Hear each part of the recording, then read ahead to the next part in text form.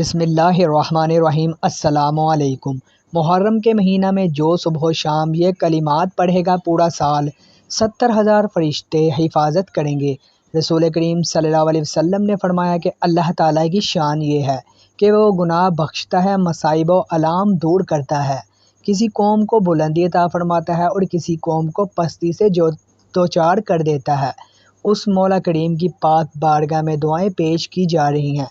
بیمار صحت کے لیے پریشان حال، اچھے حالات کی خاطر بے اولاد، حصول اولاد کے لیے تنگ دست، فراغی رزق کے لیے اور مصیبت زدہ مصائب سے نجات کے واسطے مشغول دعا ہے۔ اور یہ دعائیں ساری مخلوقات کی طرف سے مختلف خطوں اور زبانوں میں ہوتی ہے، اور بلا شبہ اللہ تعالیٰ سب کی دعائیں سنتا بھی ہے اور اپنی مشیت و حکمت کے مطابق بندہ پروری بھی فرماتا ہے۔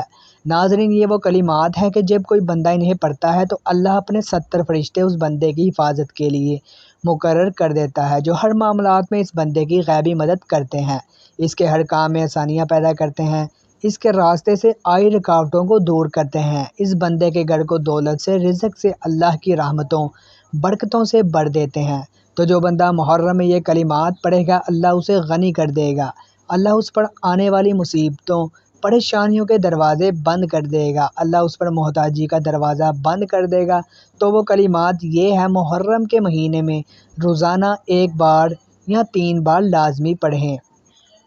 اعوذ باللہ السمیع العلیم من الشیطان الرجیم والشہادۃ هو الرحمن الرحیم هو اللہ الذی لا الہ الا هو عالم القدوس السلام المؤمن المہیمن العزیز الجبار المتکبر سبحان اللہ عما یشرکون هو الخالق البارئ المصور لہ الاسماء الحسنی یسبح لہ ما فی السماوات والارض وہو العزیز الحکیم۔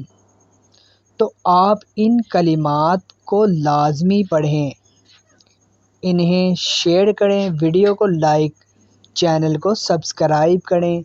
صدقہ جاریہ ہے۔ جزاک اللہ۔